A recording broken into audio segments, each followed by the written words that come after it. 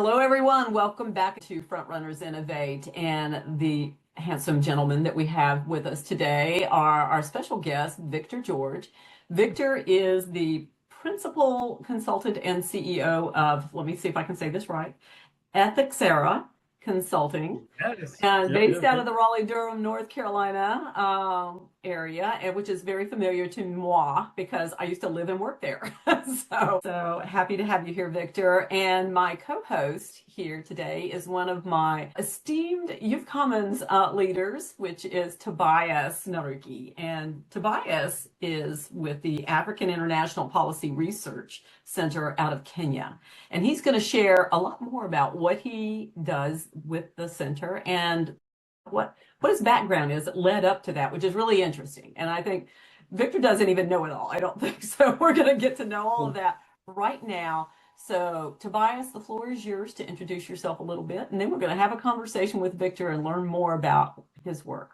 Thank you so much, Mary, and I appreciate so much my brother Victor for his presence here, and Mary for you hosting this very important podcast. My name is Tobias Naruki, as Mary stated. I'm with African International Policy Research Center, a center based in Nairobi, Kenya, but focused on the African continent and beyond. What really inspired me to be able to initiate this very important institution was my travel and engagements globally, United Nations and the African Union, and different other platforms, speaking at the European Union. I was challenged to form an institution, to incorporate an institution I can also be speaking through and inspire many other people, not just to have policies drafted as many of the institutions like the European Union, the African Union, or the United Nations, but have policies drafted, be followed up, implemented, and also yield results to the people. So the conversation around policies, research, and then also mentorship with other scholars, the young people still schooling in high school and universities led to that. I've worked with the African Union Youth Envoy, the Department of Political and Governance, for 3 years before I joined the international space, traveling around different parts of the world and coming back now on the continent to be able to trace my roots and learning more from what leaders are doing, the political class, the governance space, and also at the policy level. So that's Tobias. And that's a condensed version of Tobias. Yeah. Tobias, thank you so much, and I appreciate you co-hosting today. So now we're going to turn our attentions to Mr. George, Victor George. Yes, thank you. Yes. So give us a Thank little you, bit of Mary. your background, Victor. What brought you into the work that you're doing today? Well, what brought me into the work I'm doing today is just when I think about myself, it's ethics, it's about governance and community. And so ethics in the space of, my work has, been in anti-corruption, anti-bribery, AML, those assessments, my training also in law school. So when I was working with, pharmaceuticals and their third-party distributors, helping those vendors, those third parties be able to build up, their framework so they could do business with us, and as long as in these developing areas, be able to work and stand on themselves. So it was for me, I felt great about it because, you have these DOJ, you have these regulatory requirements that the company has to make to do business. And now this agent, this company, now the distributor or sales, whatever team, now they can do business with us, but now they're able to work and do business with other companies, countries from United States and EU. And so that governance area for myself has been in the financial services space where you find institutions, discover these large institutions at times, they might get in trouble, they might get dinged by a regulator, and they bring people like me in. And so helping remediate and resolve those regulatory frameworks has been a big part of that. And then the community part is just, it's instinctual for me, where I've worked across where mental health, community impact programs, started, this has been since even before previous with law school. So very, very big drive of myself and community as well as too, as I say, with Mary and I talk about, my genealogy going back as far as 400 years. My 8th great grandfather, Peter George, came here to the United States from Angola. and in 1650. And so we've been able to trace our history here in the United States, my family and my last name for 400 years here. And so being privileged to see how community impacts our way of thinking and our way of approach has been a, real important part for me and being able to move forward in how I go. So that's me in a nutshell. Getting to know what it was share some commonality with his family and where What we want to do is kind of dive into knowing more about the sort of nuances of the work that you do. And I'm going to turn this over to Tobias, my co-host, who has prepared some questions for you. So, Tobias, you are up. Wow, thank you so much, Mary. Indeed, I appreciate Victor. Tracing your family is very important because people live in communities, and today's history is traced through family, and families belong to communities.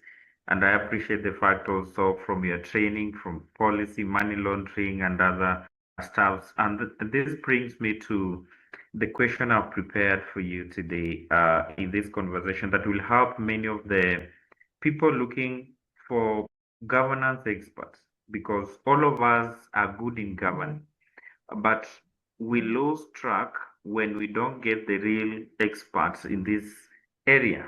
So when you work most of the time in the audit of boardrooms where executives look at you, for example, you've talked about communities, the health departments, helping families to be able to find services in relevant institutions. How do you feel when you find out from the audit report that there's illicit financial flows, that is corruption, that has happened in an institution? How do you deal with such? As an expert in governance, that you like to trace transparency and ensure services are delivered to people in your community? That's a great question. When I find that there's like corruption going on, whether it be internally going on, we have to bring it forward. Have to bring it forward to our leadership. And how I've always been able to deliver that model has been my moniker of people, purpose, the process. Understand that people, all of us, have a willing of self-preservation. We want to be able to take care of ourselves, our family, regardless of whatever, however it needs to be done. Then identify the purpose internally, what that purpose may be. That's the regulation. So I'm the messenger. I'm not the messenger. I'm not the message. I'm the messenger. Hey, this DOJ or this FCPA declaration, if you keep this here and you allow us to happen, you're going to get in more trouble. I am here to help you. Let's move on this together. And then that's how we're able to find commonality together. And then we're able to outline that approach together on that process, that what now or how are we going to get there. And that's for us to get on that together with leadership so that we're able to identify what we need to, because, when there are regulations going on, especially again, AML, KYC, all these regulation framework, FAT, there are so much standards that are going on that if an organization does not follow it, and now they have the risk approach, now they're high risk. Now they're able to do business and have a partner in the EU or investors. So I want to see them be able to do well on that. And I've also been hesitant to use the word, corrupt, especially dealing with like African nations, because granted, those things do happen. Yes. I would say their governance and their stability is not as secure. And so now we're going to work that way so that we can alleviate that psychological pressure that, people may feel that they don't want to disclose because they already have this kind of weight on them that they're trying to dispel about themselves. When you talk about governance, many feel that governance is only political, where we have political leaders serving in political offices. Someone somewhere may be wondering, what are you really talking about? Are you only talking about President Trump or President Barack Obama? What is it all about governance? And why are you interested in following the money, following the dollars? Because in governance today, your own institution has a governance structure. Would you mind to help someone who is wondering, what are you really talking about? and how can I be able to be a good governor or a good leader to be able to embrace good policies that will align with what my institution would like to achieve? A great question. I look at governance from an everyday person. I break it down. It's like governance is like the parent. Being this is your baby. You are overseeing this. You are responsible. Anything happens, this is on you. So, you want to oversee to understand what the outlook and how that framework in your organization is going on, and being able to, have every idea of what's going on, believe you have an oversight of what school your child is going to, who your child is at least around, the kind of people, their medical, what doctor they're going to. You want to be aware of those things overall in its sense. And there is a responsibility. And just like kids, because I only have one, I don't know one away. I don't want to have 30 kids on the way. So I don't want more responsibility I want to take on. So I'm going to let other people be responsible for their children. So not taking on more than I can manage too.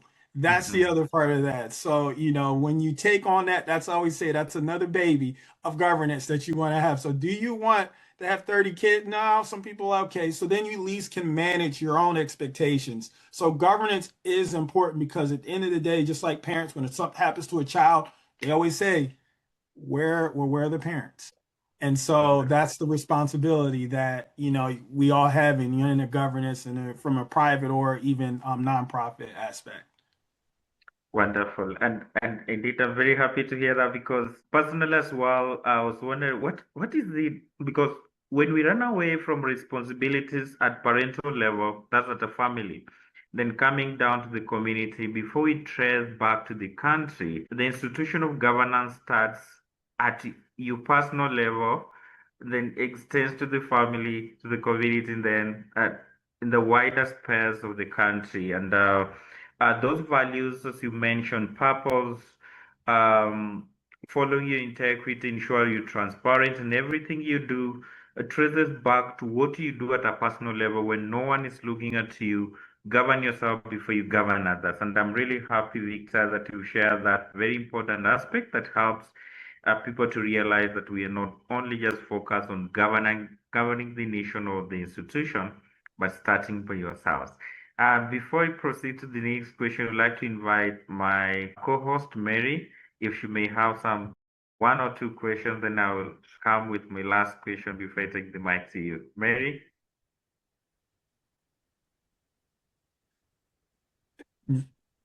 You're muted. Yeah, I had to pull myself off of mute. I didn't want to interrupt the flow. I'm going to pull it right into current day actual operational things that Victor and I've already started working on together, and without naming names, come into some real life projects that we're working on. Victor, you and I started working on some projects with entrepreneurs, founders in other countries, and one of the things that we've been running into is the fact that they maybe are not so much aligned with the way that the rest of the world is now starting to look at doing business from a trust standpoint. And, in terms of being able to, particularly in Africa, but to understand how policy plays into making decisions about who you're going to do business with. And so better than anybody else that I've met anyway recently, what some of those checkpoints should be and how we need to be addressing those.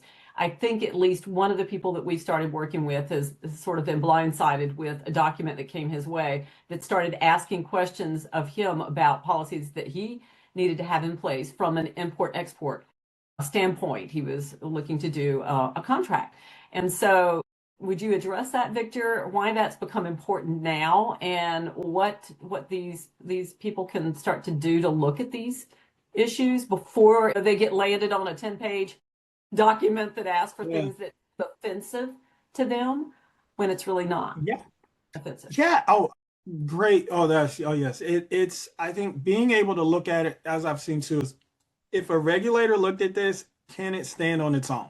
Can my document tell the story that I need to? And so what is going on, we'll see what, business owners, entrepreneurs do is they'll add 20 people into their board of governors or to their equity. And now this is more people that we got to review. This is more folks that have come in. And then now when they're looking to do business, let's just say they have a partner in the Netherlands or somewhere in the EU, they have very strict requirements. And so the document that we had someone get, I mean, they had 20, I mean, it was 20-point document on, their export, human rights, their policies, do they have tools? Do they have technology to review their internal monitoring systems? And so, I mean, a lot of it they just didn't have. And it took a lot of time out to even gather the documents. And they're adding. Yeah. The delay it causes is ridiculous, especially if you're looking for funding, Yes. And then it took longer just to get the documents. If you're adding them as a board and they're taking ownership, if they're investing in it, that's one thing. But if you think, oh, I have this person on my board of governors, they're going to just say, oh, they're okay. They're good because they're from Switzerland. That does not matter. They need to be able to do operationally, or they're going to provide their governance documents. Apparently, none of them did because for all of those folks they had on their board, I mean, there's not one document that they had that was able to disclose or to share. So unless they're really funding and investing into that company, it's not worth adding more into onto your company. I spent a good deal of time yesterday afternoon with a potential funding gateway, trying to explain to him some of the nuances of doing business, in another country. And this person was in the United States, trying to figure out what did I mean by mandate in another country. And thought that meant that the government was going to actually take on the financial responsibility. I said, no, it's more or less an endorsement. It's not necessarily a contracted thing. And so it took forever to kind of get that. And it's like he was thinking, well, who's responsible? Who's the borrower? Who's the person signing the document? That's what I need to know. I said, well, it's the company, just like it would be here in the United States. And it just really was really hard to create that understanding. So I think that it's an education process, and part of it is that regulatory compliance piece of understanding really legitimately how this needs to work and how it needs to flow, and it has to be documented, I think. So I'm going to turn it back over to you, Tobias, and let you move on with some of the questions that you have. Thank you so much.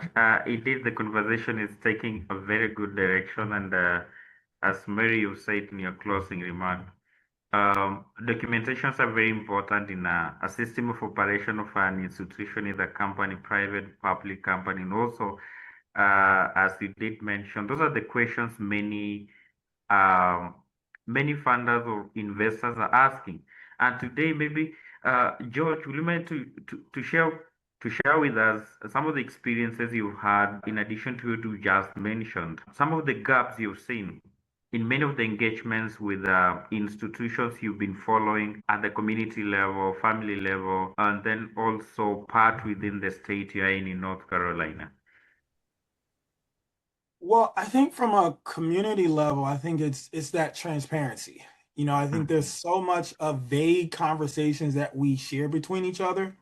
So really instituting and really pushing each other to have authentic conversations of what we're doing together and our roles and responsibilities that doesn't negate each other's existence. And so from that, we're able to harness, okay, where our roles can work alongside, because you do have family businesses, organizations, you have partnerships. These are where, okay, now where I'm at, I only have two eyes. Now your eyes can be behind me and this person beside, and we're working together. I think that kind of language where I've pushed in communities to do personally, we've been able to push and help people do business together, professionally, because this is some of the same challenges with, in African nations where you have, disadvantaged, you have impacted communities, whether it be from colonization and other places like that, where an African American share some of the same challenges of the racism, the Jim Crows, where transparency and that communication authentic, it can be hard for us. And so that is a new thing that we all are still continuing to work on and communicate. And because I see the same challenges here as an African American. I'm like, wow, I'm thousands, and I see it here with that places in Africa, because they're great great resources, wonderful businessmen, and I've seen Mary work tirelessly to find them funding. And she's worked privately, just getting to meet Mary and say, oh my God, they're going to go places. It's just the documentation and not feeling insulted when someone says, hey, I need you to provide this out. This is not, and I've seen people respond to me in all caps emails. You have insulted me and our business and our person. We are not. And it's like, I've heard that with families too. Say the same thing of a question that needs clarity. So clarity is the way for us to move forward. And I'll say the last part is that, you know, African nations and folks, like, we can learn a lot from the Middle East too, where, you know, you look at places like Dubai where there are a lot of PP designations, you know, Yeah. the crown prince has, you know, large family. Acknowledge that identity, however that is, but acknowledge it and move forward though. Fantastic. Talking about finances, fintech and crypto are buzzing today, and it's a conversation that is all over globally in Africa as well. Do you see them as tools for really financial inclusion for young people in entrepreneurship and also women, or just as playgrounds for illicit financial flows, as you did mention earlier? And what do you think is the side that you are excited to take as an entrepreneur at your level as well?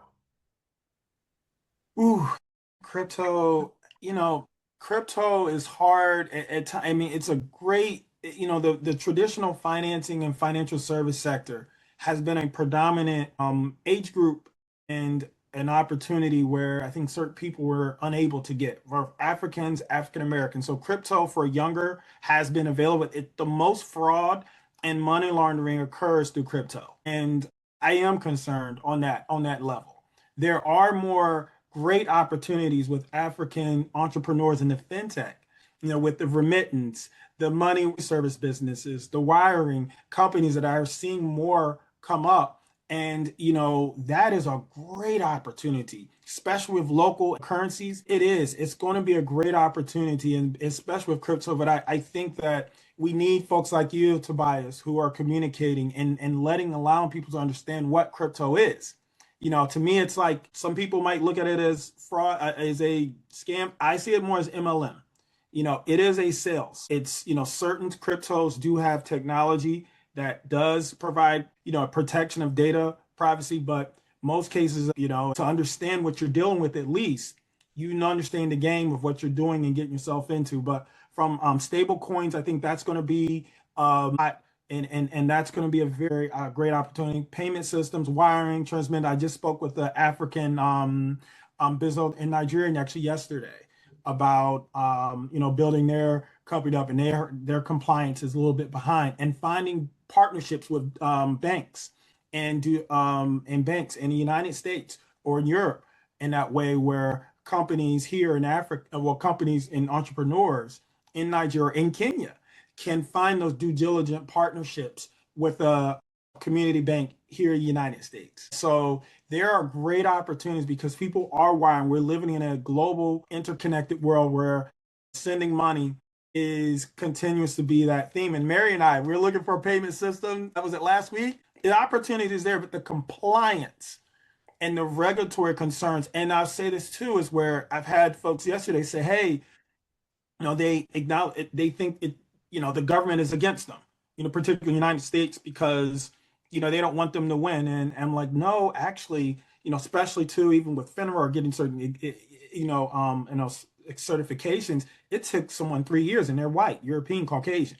So the documentation is a process for anything, anyone. It's just that you can do it. The opportunity is there. It's just connecting and understanding how to get there. That's going to be a place, and those partnerships are going to be incredibly important, you know, moving forward. But it is a great opportunity now because it's stablecoin payment systems, transmitting, wiring. That is the new frontier. Wonderful. And talking about due diligence, yesterday I had an opportunity to have a conversation with the executive director of one of the reputable bank here in East Africa called the East Africa Development Bank. And one of the questions I posed to him was, why don't we have the young people considered for loans to start businesses or to boost their businesses. And one of the questions he asked me, why are you interested in this conversation? Because young people today, they don't want money to invest. They want money for luxury stuff. And I was like, what do you mean? And another question I posed to him was regarding the evolution of AI. Artificial intelligence today has taken up the place of the young people to think on their own. Today, we craft papers using AI. We respond to questions in classes using AI. Cryptocurrency is now penetrating into our spaces, taking our data away. So, how can we trust the systems that we don't know about? Creating awareness has been a challenge to many of the young people globally, not only just in Africa. Even the executive directors of financial institutions like East Africa Development Bank don't know what is happening really, because this has come at a time when we had put our mindset deeply into writing letters, drafting emails, thinking about how to post emails via postal addresses. But it has come to a point now we generate letters within seconds. We've been able to publish articles. And where is the place of regulatory frameworks? Institutions are there, but are they playing their roles today? And how can we be safe as young people? How will the governments be safe when this is happening? Okay, cryptocurrency with no oversight role by members of parliament, some who don't even understand this, Victor. Yeah, that is first, this is why me and Mary and I connected, because it's about agency and connection with people. You Mhm. know, that crypto agencies and cryptos do really well, whether they're in sales, they talk Mhm. directly to the young people. Yes. You need someone who is young like yourself, Tobias, who can connect with the community there. Most of what you and I know is because of our proximity. You're working at an African Union. My work, I wouldn't have known this stuff. I mean, or in daily conversation. So how can we expect the younger audience, the younger community, to recognize what financial products look like that are more traditional? So they're going to go over to the AI. They're going to go over to the crypto because hey, they're online. They're on YouTube. They're in the Discord. They're in these chats, group chats, talking. And so we're not giving them that proximity, and that's why I also full circle back to good governance at home. Understanding, it's not controlling, it's understanding, and just understanding where people are. And I don't also segue to what, again, with Mary and I, and it really drove it home. I was like, oh yeah, we first talked is about helping people get in the room, helping those who are younger get in the room to have the conversation, to hear the language, the communications that are just natural. That's 70% of our learning is through that. And so that is a way to help to be that resource of those connections every day that we can have with each other. And I think definitely, you're one of those, because even for me, I'm older. I like a younger, older person, but I can't relate to. We just can't. Even I've listened to rap music. I can't relate to them on certain rap music. Like, I'm like, what is this? And so, but we got to connect, circling with, whether it's personally and having these, conversations too, when we're not so jargon heavy on what financial products to look for, what cryptos, because yeah, a lot of fraud does come out. They'll ask them to invest. A lot of, again, AML, human trafficking, are being paid through cryptos and private and secret wiring in that way. AI has increased suicide rates here in the United States. The data that is being pulled, that is another way to make money and monetize off of African nations too, because I'm able to pull all of your data, and that's another way of colonization and taking away resources, because your privacy rights and your child or young folks have given all of their data activities to this AI tool. So how does now African entrepreneurs, community owners, be able to control and also benefit from their own output data? And that's going to require agency, and it's also require connection with each other. Wonderful. You talked about connection, and that calls for capacity building, something that is missing among so many, including even the legislatures themselves in House of Congress, Senate, and even within the executive arms of government. We are not connected to our people whom we are serving. Also within the financial institutions, in governance, corporate institutions, a lot is happening. Um, and also, citing an example from my experience in the European Union, having had an opportunity to speak to one of the key parliamentarians at some point when I was 21 years, I was challenged to be asked, "Why are you here?" A question that made me to freak out. But at long last, accountability has been an issue in many of the institutions. Governance gets all this success interconnected through transparency, accountability, and inclusion amongst the people-to-people conversation, leader-to-leader conversation. But today we are missing that conversation even at family level. What do you think are the challenges that we are facing today that may be overcome by our leaders today, not only just at the institutional level, but cross-cutting from family to national leadership that will bring the young people together to speak out their challenges? Because if we don't sort out the issues, the gaps that we have today, being an expert in that area, tracing the lost dollar, and also connecting communities to find themselves and find solutions on their businesses, we won't be able to make businesses succeed. We will continue to talk about challenges amongst the people, suicide because of AI, and so many sorts of challenges among even losing our dollars through cryptocurrency. So what do you think these are the gaps that we're having, and how can people to sort out these gaps to find solutions to the many people who are looking at people to speak to them directly and tell them this is what you need to do. When you do this, you succeed or be able to align with the current legal framework within your country or state, your state. My main part I always say to someone is don't correct, connect first. No, don't correct, connect first. And so when you're connecting with someone that, especially that's younger, you're seeing life through their eyes. No judgment, no anything, just see it through their eyes. And then now you're able to connect the dots to understand what their problems are, how they're being marketed to. And that happens at that micro level. So, for yourself, Tobias, how old are you again? How old are Pardon? you? Oh gosh. I'm 40, Turning so I can say I'm you turning said what? 29 this year, December. You turning how old?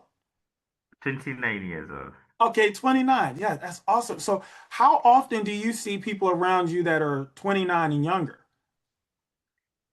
From my experience, I can tell myself older than them, however much most of them are older than me. We are lost on this mobile phones. And so getting closer to my generation at the age I am today is very rare. Is either call you via WhatsApp, direct call, or I sent you a text message. But sitting more than 10 minutes the way we are today is very hard. Connecting amongst the young people is via phone. That's why we miss. And I ask that because though, the phone connected to them though. You know what I'm saying? And I think Yes. that when it comes to like these one-on-one conversations that, you said before a few times, you'll have someone say, well, why are you here? Like, why are you here? Like the question be, why aren't you here? Like, like you need to be here. They need to be excited to see you. You know what I'm saying? Not like, why are you here? You know what I'm saying? And that is the problem because when you ask that question, because you have that confidence, you have you have the background, the policy development. Someone else might just walk away and say, you know what, I'm just going to get on my phone and I don't need to be here then, and let me go get on the phone. And so, and have someone scam me from crypto or from other transaction or other wiring on AI. So, they'll lose that conversation. And so I push hard for really encourage to connect with the younger audience. For myself, even with the law degree and all these backgrounds that I've had, I don't just go right away and criticize someone that's young. My place is to connect with them, understand them, hear them out, see their skill sets. I don't care whether they went to college or not. I don't care how high they finished in school. I don't care any of those things. I want to understand what their strengths are first.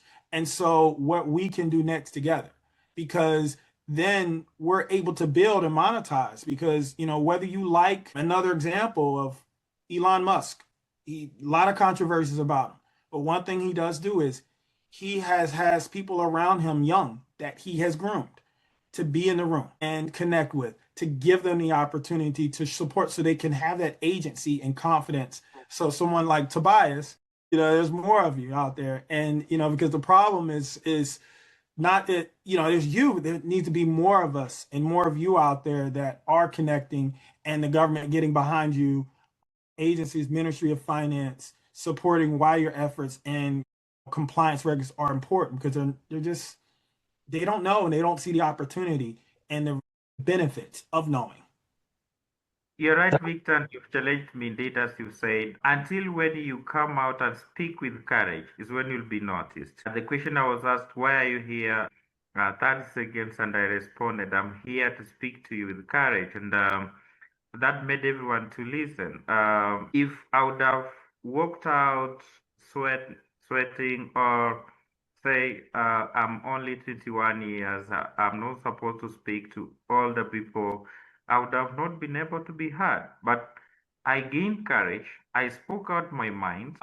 Focused on what brought me there, and they were able to listen. Questions came, and I was able to respond. So today's young people, as you stated, and even in governance as well, many board of directors miss to communicate the message. What are you trying to communicate? Whom are you targeting? What are you trying to convey? At the end of it all, the target goal is, what is the mission of the institution? What policy are you driving? If it is a government institution, what are you trying to achieve for the people you're serving?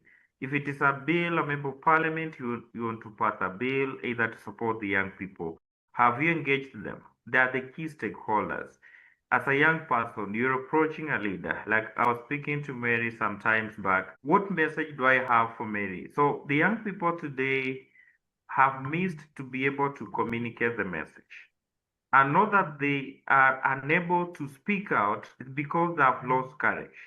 They have transferred all their energy and time to mobile phones today. Much of the time we spend on TikTok, Facebook, and WhatsApp conversations, and that's where we lose ourselves. And you've mentioned something very important as well: cryptocurrency, AI. There's a way the algorithm gets to intrigue you and links you closer, so you won't miss to check your phone every day in the morning. I can give you the last example. When I was in university some time back, I used to study my colleagues every time we woke up in the morning to go for classes.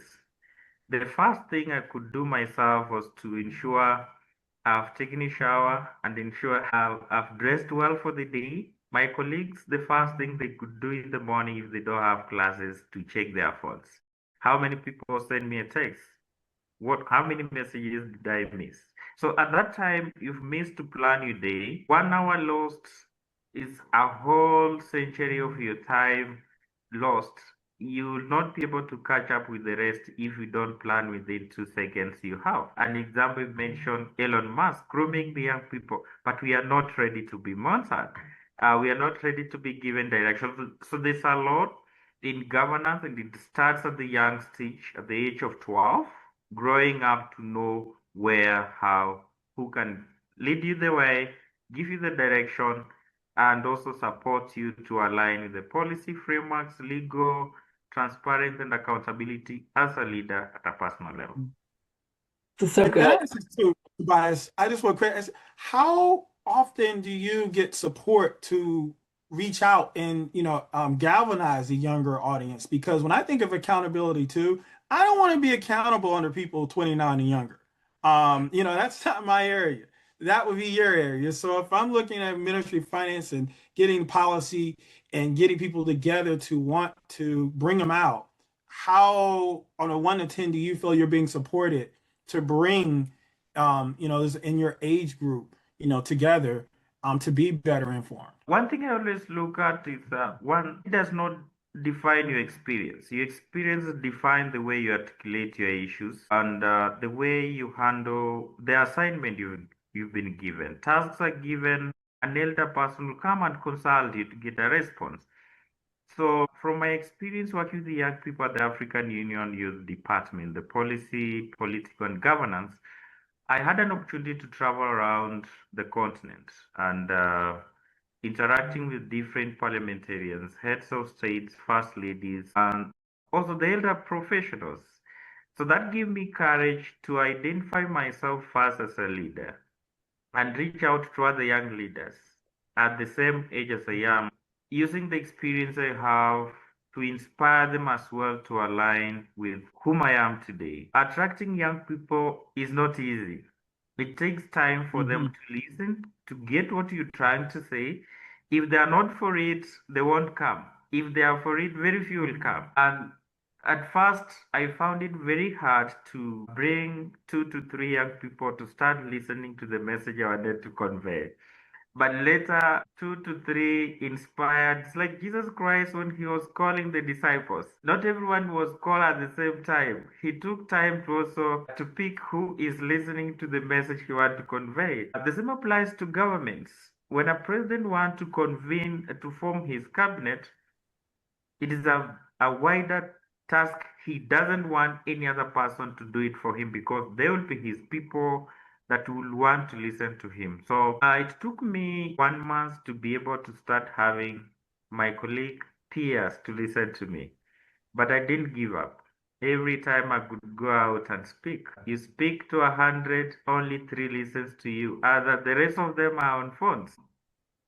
Subsequently, in other forum, I had an opportunity to speak at the African Union Youth Envoy Conference in Addis, the year 2019. We had over 1,000 young people seated. Out of 1,000 young people, after speaking, only 3 came out and said, Tobias, I saw you coming. I didn't know the message you were going to give, but at the end of it all, I'm inspired.